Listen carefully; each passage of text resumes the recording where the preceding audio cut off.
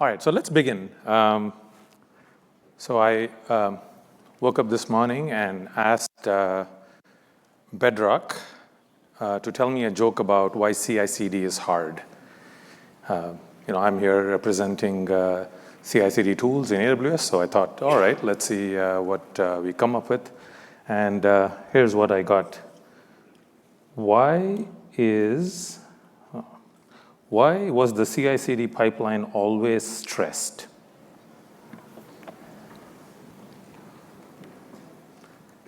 All right, this is a really bad dad joke because it is constantly under pressure to deliver. You can groan, it's fine. All right, my name is Ranjit Ramakrishnan. I am part of the AWS Developer Tools team. I'm a product manager, and I own a few services in the developer tools. And today we're going to talk a little bit about what CI/CD what new CI/CD features that we are working on, what things we have released so far, and how we are taking your feedback to continually improve the product. So at the agenda for today is that I'm going to first give you a quick rundown of the developer tools landscape. There are lots of different services that are focused on developers and improving the developer experience. So I just want to set the stage for what we are going to talk about today.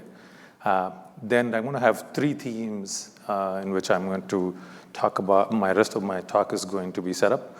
First one is bridging the gap. Essentially, it's all about what have we heard from you and how are we meeting you where you are. So that's sort of the first theme. The second theme is about performance. This is a big focus for us, and we want to continue to improve the time it takes to get feedback and the time it takes to safely deliver software. And the third theme is what's on the roadmap. It's not really a theme, but really how are we advancing the customer experience in terms of what are some new features that we are working on.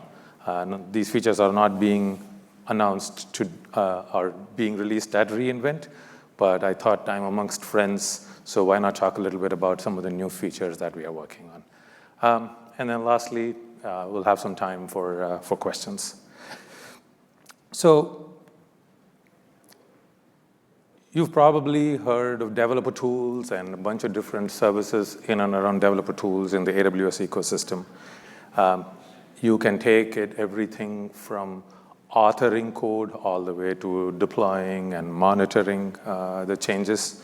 And so on the authoring side, we have IDE, and I don't know if you're familiar with dev environments. This was something that we released as part of Code Catalyst during last reInvent. It's a cloud-based environment where you can locally build and test your code before you merge or commit your code into the remote repository. So those are some of the things that we have around authoring. Once you have authored the code, then you want to pull it into a CI/CD pipeline. So the source repository, we have code commit. That's our Git provider that we natively offer. And so that is where you store your source.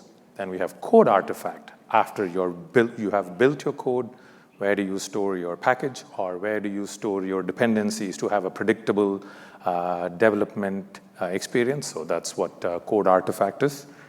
Code build is the CI engine. That's the service that helps you build and package your artifacts. And then code deploy is the service that offers you the ability to safely deploy into many AWS compute fabric. And then code pipeline is the orchestration service that connects all of these services that I mentioned. And once you deploy, you really want to monitor the application.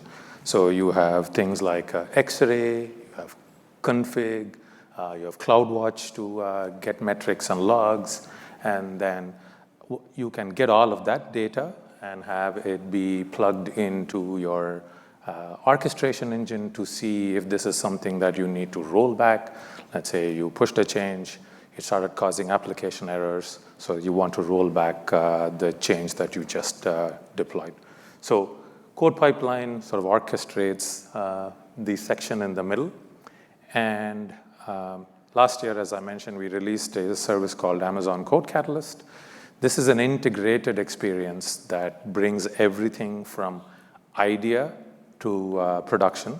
So Code Catalyst contains a issue tracking system, a source control management service. We call workflows, a CI/CD orchestration service. And Code Catalyst basically builds on top of code commit, code artifact, code build, and code deploy. So our goal here is that we want to provide a set of building block services like code commit, code artifact, and you can figure out what is the right set of tools that you want to choose from, as well as an integrated experience like Code Catalyst. So today, we're going to talk about the section between the purple lines. So code commit, code artifact, code build, code deploy, and code pipeline. There are other sessions about Code Catalyst that I'll reference later, but this is the focus for the conversation today. So one thing that, I started with the joke of why CI/CD is hard, because that, it is indeed hard. And one of the conversations I routinely have with customers is that I want to know how, I want to implement the same set of steps that you all have to build, test, and release software inside of Amazon.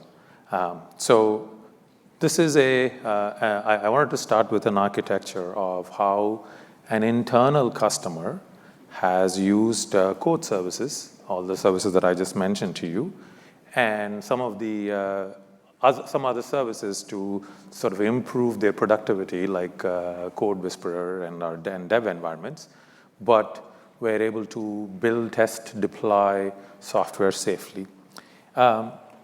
So for source, predictably, they used code commit and to store the source, but there are also some artifacts that were stored in code artifact, both as dependencies that were used for build, and then after the application was built, to be able to push the code into the package into code artifact. Then for building and testing, code build was the primary service used for build. And as I said, after build, the artifact was pushed into code artifact. And then the artifacts were also some artifacts were pushed into ECR because the deployment target was Fargate. And some artifacts were just directly pushed into S3. So some static assets that you want to have directly be served in the application. And the deployment, this is where it gets interesting. So deployment was primarily done through code deploy, but the way we deployed is through waves.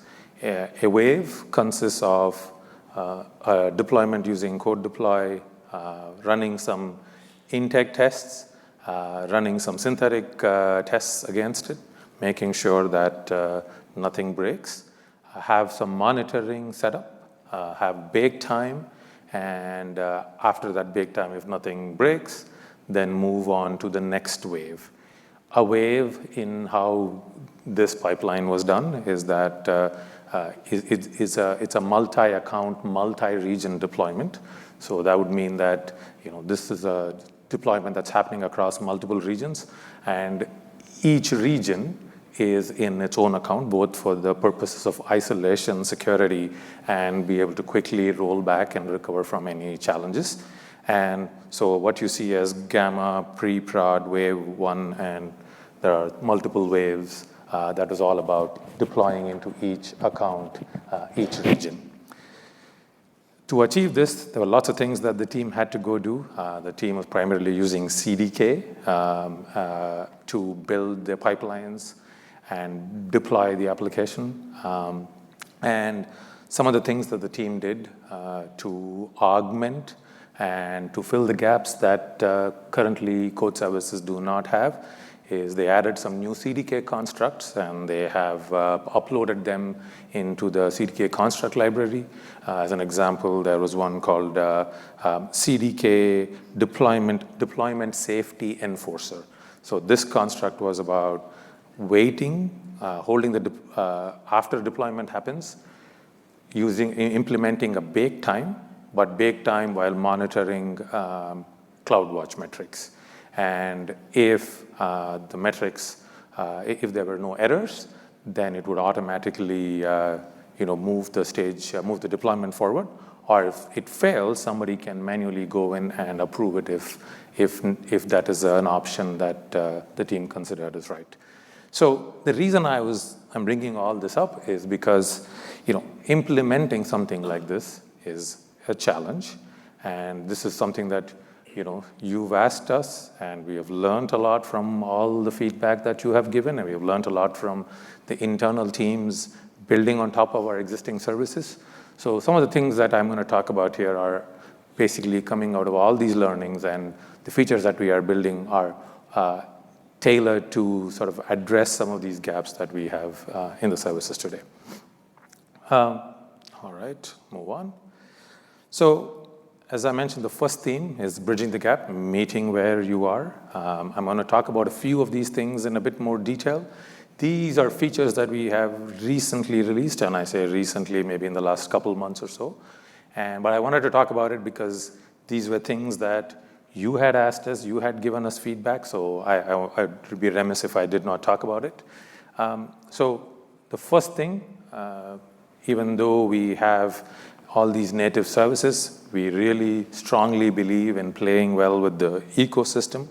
So on the source side, even though we have code commit as a source repository that we natively support, we also want to integrate, or we already integrate with a bunch of, with several third-party services.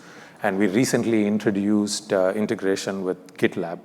The first step of that was integrating with repositories in gitlab.com. We are working on supporting GitLab self-hosted. So with this, we currently support GitHub, GitHub Enterprise, bitbucket.com, GitLab, and then we'll get GitLab self-hosted. So our goal is to continue to expand our integration with the tools that you use in your tool chain and make it easy for you to have a native experience with the CI/CD pipelines. The second thing that we did recently is in the theme of playing well with the ecosystem is the ability to run GitHub Actions as part of code services. GitHub Actions, if you have not paid attention, there are 20,000 plus actions every day. I see it goes up by another 1,000. There is a large community that has come together, including vendors, to build actions. We want to enable you to run those actions as part of your CI/CD processes to augment or to supplement all the actions that we are providing natively. I'll talk a little bit more about that in a second. We also expanded from a code artifact standpoint to support Swift as a package manager. Code artifact supports about 4 different package managers today. We expanded that to add Swift. I'll talk about that in a little bit more detail. And we also added, we improved how customers are deploying to EC2. EC2-based deployment continues to be the biggest usage from a code deploy standpoint. And you all gave us a lot of feedback on the kinds of things that we should be doing. So I'll talk about that in a bit. And then the last two, so if you see the order is going from source, build, test, deploy, and sort of orchestration. So that will be the theme of how I'll lay out all of the content here today. And the last two features are around pipeline and how we take care of orchestration. So let's dive into some of these things. So first, We released, as I said, support for running GitHub Actions in code build. GitHub Actions, if you are not familiar, it's essentially GitHub provides a managed compute, and the actions themselves are just code directly sitting in a public repository, and they have a framework by which you have to construct, you have to write your action. And so what we thought we will do, or what we are doing here, is basically taking their open source runner. We made some modifications to run GitHub Actions on top of code build managed compute. So there is compute, just like what GitHub provides. We manage the compute. So the primary work that we did is to download the action as you write the build spec, or the action that you want in your code build spec. And then at runtime, we figure out which action to go down, which repository from which to download the action from, and then run that in a managed compute environment. Certainly, the advantage of running this in code build is that you can leverage all the other features that code build offers, like dependency caching, integration with secrets manager. So you can imagine that now you can take a GitHub action and marry that with all the existing features of what code build offers. So we're pretty excited about this. The number one action in GitHub is superlinter. If you're not familiar with it, it's a code linting action. And it continues to be the case in code build as well. So this is an example here of how you can integrate that. So the way we introduced this is we introduced a new section called steps in your build spec.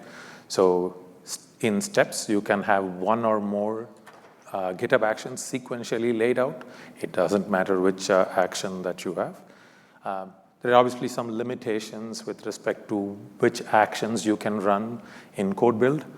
This is because there are some actions in GitHub that have direct integration with GitHub entities, like integrating with pull request, or taking advantage of some GitHub-specific concepts. So those are some actions that are not going to run in code build.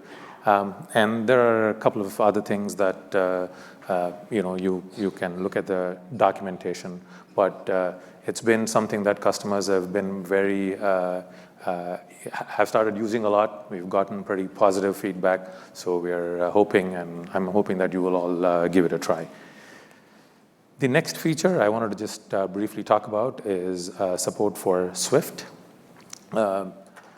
So far we had support for, say, NuGet, NPM, Maven, and some of these package managers.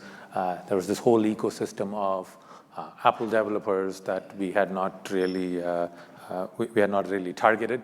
So this was our effort to sort of bring them and have a native integration with AWS tools. So we released Swift package manager support. The Swift client is now available for Mac OS, Linux, and Windows. Again, the process is just integrating with any other package manager. You set up you get an authentication token, set up a repository endpoint, then whatever is the like in package.swift, you can set up the dependencies. You can say, here is the endpoint from which I want to download the dependencies. And then if you just use Swift publish, just because you've set up the credentials, it's going to publish the package into code artifact. This was, again, a highly requested feature, and we are happy to have this, to release this and have you all try it and give us feedback. The next feature I want to talk about is the multiple load balancer support. So EC2, as I was mentioning, EC2 is our top deployment target from code deploy. Customers use load balancers and to manage entry into their auto-scaling group. And we have heard customers saying that I have internal endpoints which go through, which I want to go through VPC, and then I want to have an external endpoint to talk to the same set of EC2 instances. So until today, what customers had to do is to set up separate deployment environments, one for external traffic and one for internal traffic, which means that obviously there's added cost, added management involved in here. So with the change that we recently introduced, we can have we can essentially point to multiple load balancers to an application deployment, and then have, as this picture is showing, in the middle there is the auto-scaling group. There is an endpoint, there is a load balancer for internet traffic, and then there is a load balancer that is connected to your VPC for internal traffic.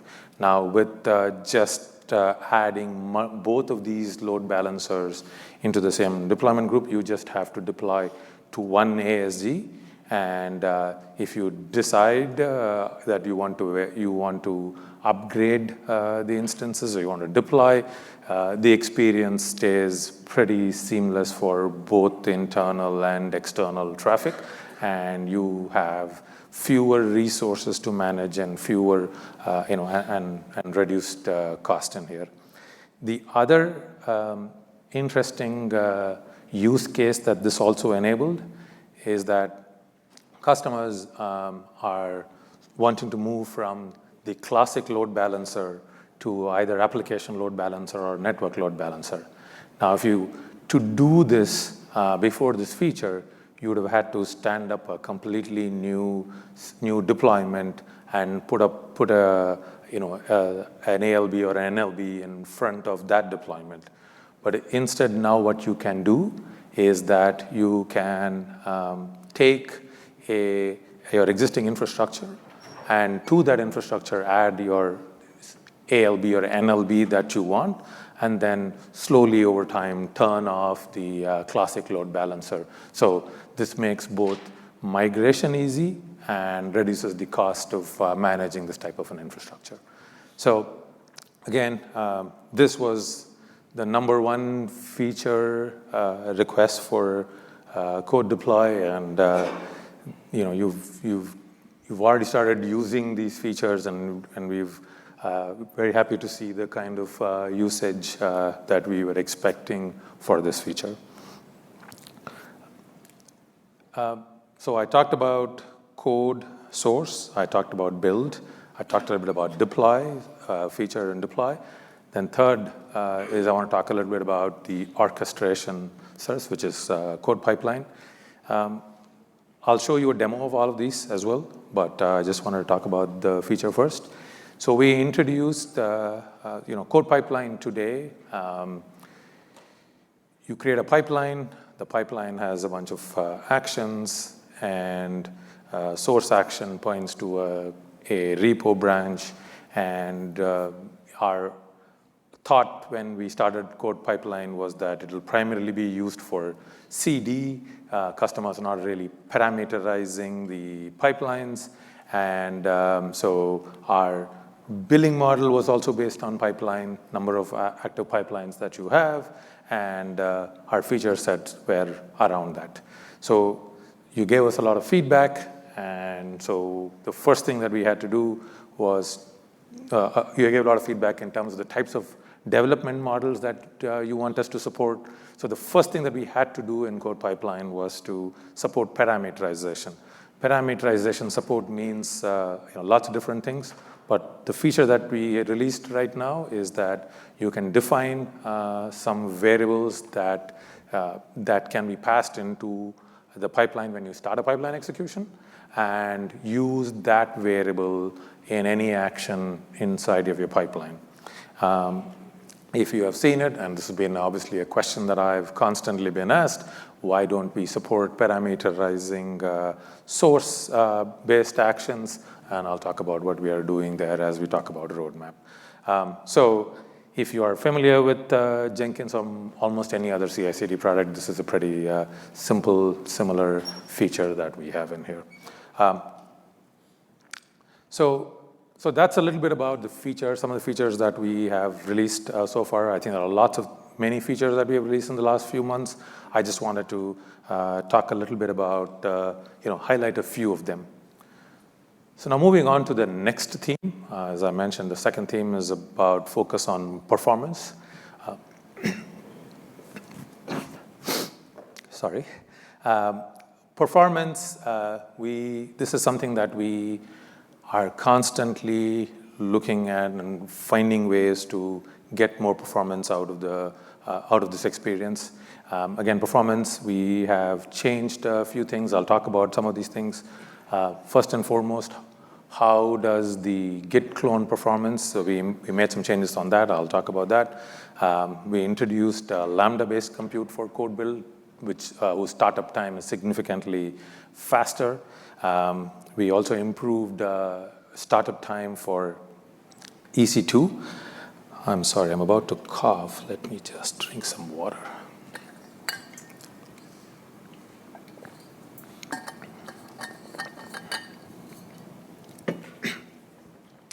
And then, again, source, what did we do on build, and then what are we doing on the artifact side.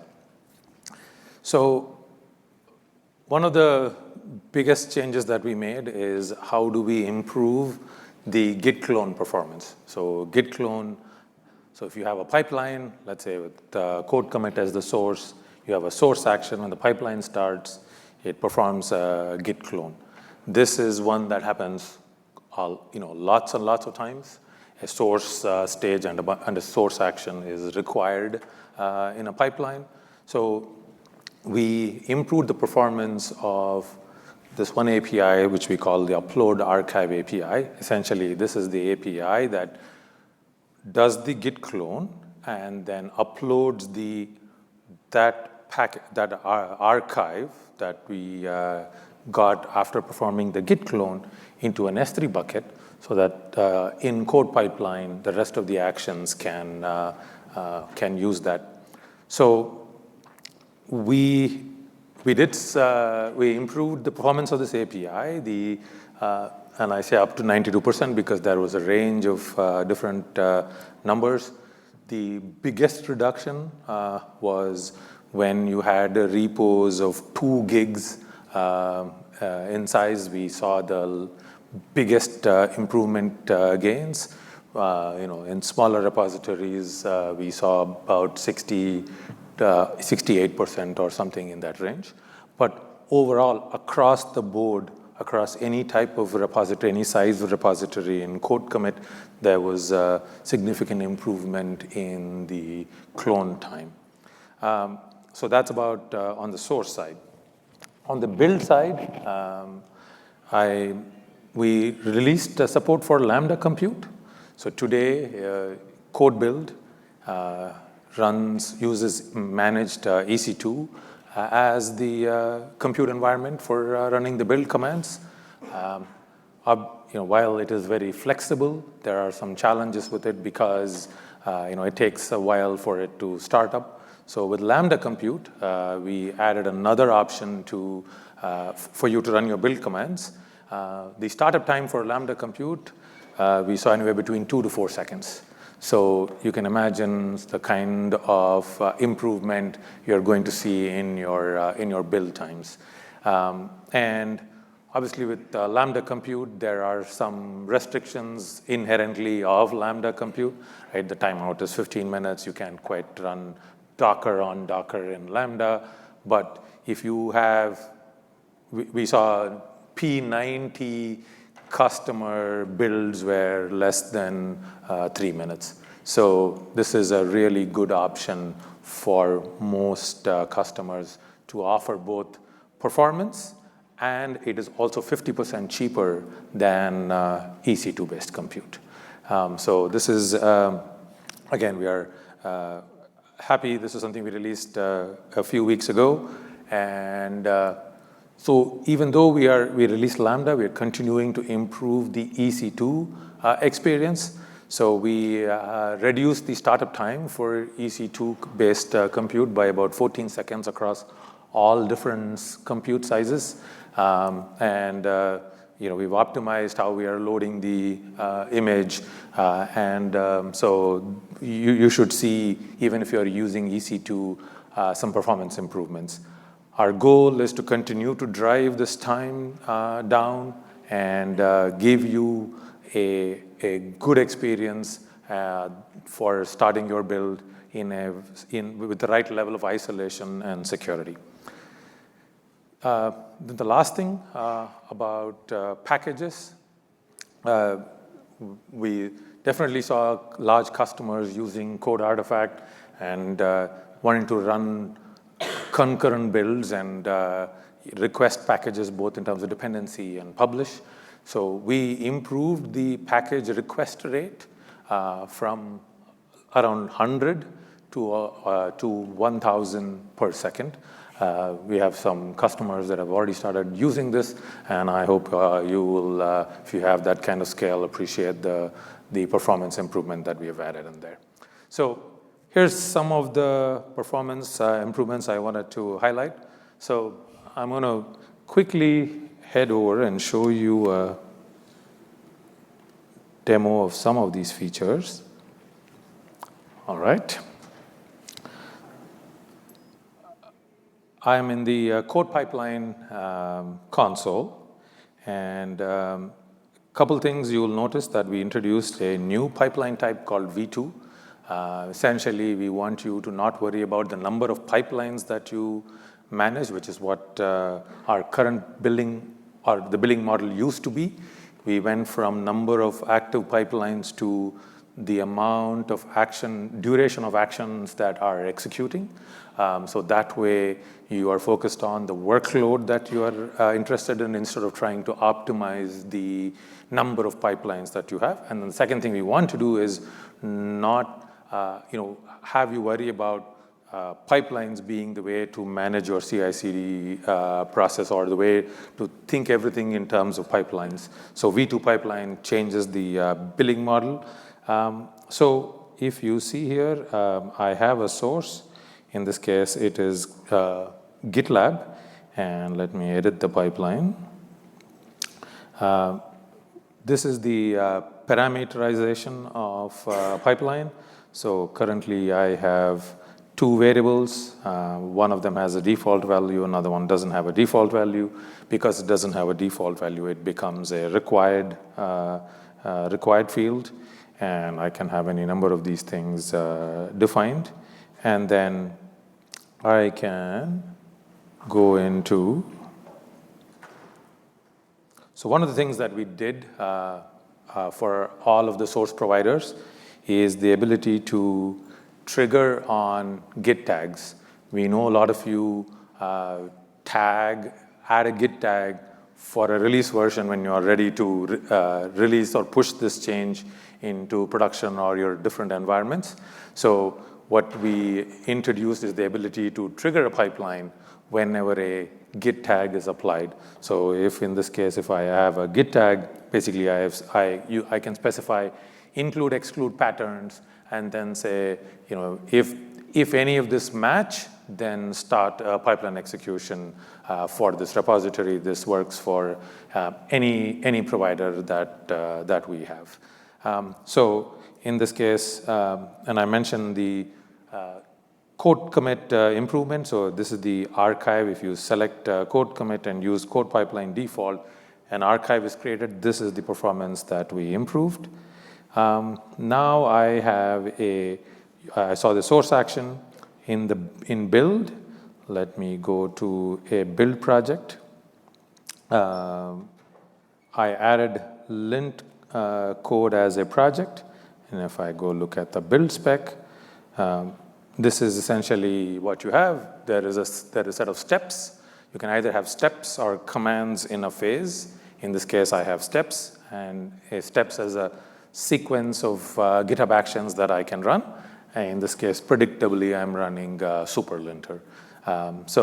And if I discard all the changes and go back to code pipeline,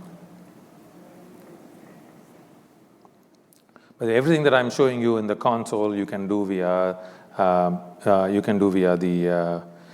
the API or CLI. So here is the linter.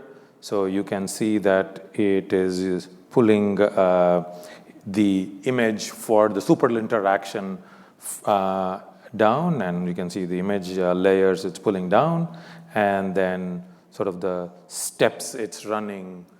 Basically, this is what is defined in the super linter action code, and that's what we run here. So I just wanted to give you a flavor of sort of some of the features that we have delivered, and I just want to quickly show you that here is my Swift repository in Code Artifact, and this is kind of how I have set it up. I pushed a package from my local environment into this repository, and it is just similar to any other package type integration. So just a quick rundown of it, because what I want to do is talk about some of the things that we are working on, and hopefully you will appreciate that. Can we please switch back to the slides? Thank you. All right. So in terms of our roadmap, I want to talk about our roadmap, in sort of three themes, three being the theme of the day. One, we want to support your CI/CD processes. We want to support what you are doing and how you are organizing your teams. So that's theme number one. Theme two, we want to really simplify some management, reduce management overhead in a few areas. So I'll talk about what those features are. And then lastly, a big part of having a CI/CD pipeline is that how do you get visibility into the pipeline running, and how do you remediate if there are any failures. So let's dive into that. Again, you're going to see the familiar theme. I'm going to talk about these features in terms of source, build, deploy, and then pipeline. So on the source side, the first thing that we are working on is the support for Git LFS. If you don't know what Git LFS is, it's the large file system. Essentially, repositories. We know customers in verticals like media and entertainment, CAD, store really large files in their repository. What LFS does is that it stores only pointers to those files in your Git repository, and then the actual file itself is stored elsewhere. And why is this important? This is important because it really speeds up the process of performing a clone or a push. So we're going to add support for Git LFS in code commit. We're pretty excited about it. We have tested with some really large files, up to 200 gigs, and we're still in the early stages of getting this out, but we're excited about this feature. The next one, while we want to improve the native code commit experience, we also want to improve the experience of working with third-party source providers. Today, you can, as I mentioned, connect to GitHub, GitLab, Bitbucket through a service that we call as CodeStar connections. CodeStar as a service is going to get deprecated or discontinued. This was something that we had sent out as an email to customers back in July. So what we are going to do is rebrand CodeStar connections as Code Connections, because we are still very bullish about the ability to have a consistent integration experience across all third-party providers. And the feature that we're going to introduce is the ability to share a connection across AWS accounts. So essentially, you may have one GitHub Enterprise server, which has all of your repositories, and you want to use the repositories from there across multiple AWS accounts, because that's where your code pipeline or your tools account is. So instead of having to establish a connection in each AWS account, what you can do is that you can create a connection in one AWS account, and then share the connection with one or more AWS accounts, and provide some configuration to say only repositories of these names or these filters are available for to these accounts to go use. So this will significantly reduce the management overhead of sort of integrating with an external source provider, and also makes it something that can be automated. So again, I will stop talking. I'll stop saying about how excited we are. I'll save that for the end. So then moving on to package management features. One of the other things that we want in the theme of meeting customers where they are and sort of supporting your CI/CD processes and how you've organized your teams. We know you've told us that you use multiple package types even for a single application. So what we wanted to enable is that to allow you to provide security rules based on some prefix or some set of configuration, so that you can have a consistent security, ownership, and distribution rules across different package types, but specific to a team. So instead of having to do this thing per package type or per prefix, we want you to organize, or we want you to continue to organize the way you have in terms of teams, and apply security constraints, security controls based on some prefixes across different package types. So this, we've talked to some of you before about this, and I think we've got some really good feedback as we are working on this feature. The next one from a package management is about specifically around PyPy. We have PyPy.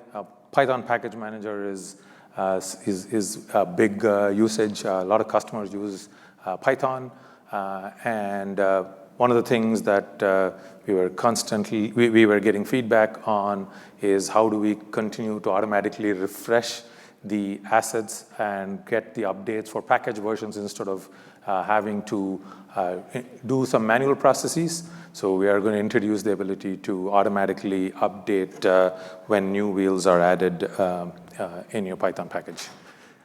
From a deployment standpoint, we are going to add support for EKS. Right after EC2 improvements, EKS was the next most requested feature support from you. So we are going to add support for deploying to EKS through code deploy, and the focus is not just running kubectl and getting your code out there, getting your assets out there, but do this in a safe manner. Code deploy, as you know, provides in-place deployment and blue-green deployment. So we're going to bring that capability to EKS as well. Then on the deployment side, today in code deploy, you can plug into the life cycle of the deployment process. So as an example, we call these things hooks. We have a hook called before allow traffic. So let's say you are using code deploy to do Lambda-based deployment, and you want to do traffic shifting.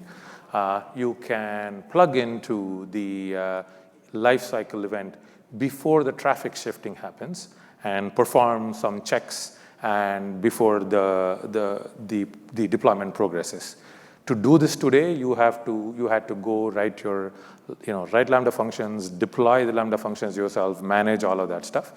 What we are doing is we want you to just focus on writing the code for what happens in these deployment lifecycle events, and then we will take that code, provision a Lambda function on the compute that we manage, and tear it down after the lifecycle event is done.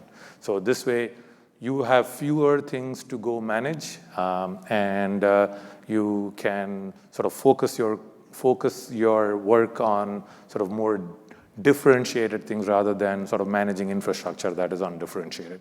So these are a couple of big features that we are working on the code deploy side. Then lastly, on the pipeline-related features, today, as I mentioned, we only support, or you can create a source, You can point it to a repository and a branch in code pipeline. You have told us again and again that you want us to support sort of your feature branch-based development. And this is something that we are working on. And there are two things that we needed to do for this. One is the ability to have triggers based on branch patterns. Again, that's not a very, so that you can say on a CI side, feature, here is the branches on which I want to include, and here are the branch patterns I want to exclude. And when this matches, then start a pipeline execution.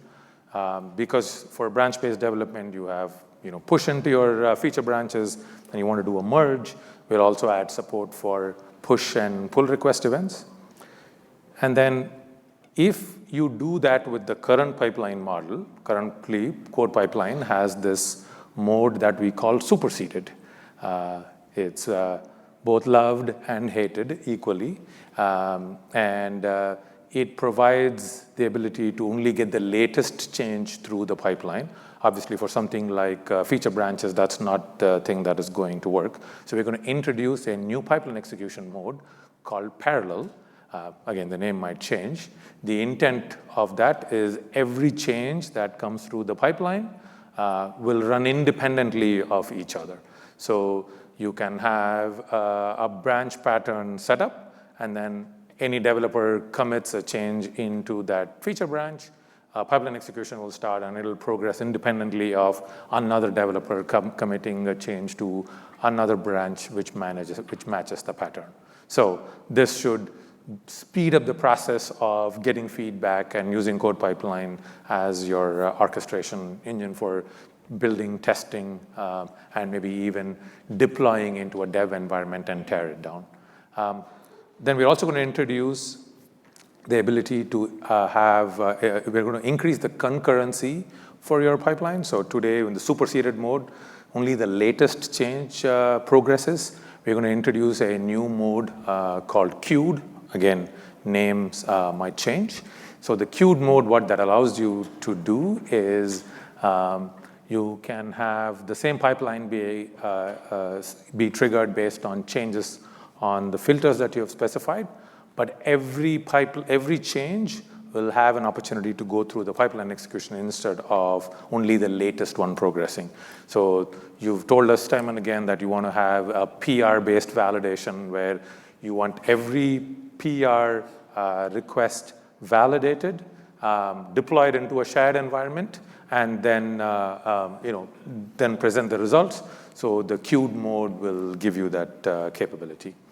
And so we are happy. I'm super excited that we are going to finally address this number one feature request on the pipeline side. And this required both support for parameterizing a pipeline and a trigger. So that's the reason why we released that capability first. And the last feature I want to talk about is, let's say you have a pipeline, the pipeline fails, especially your deployment actions that fail, which are performing cross-account operations.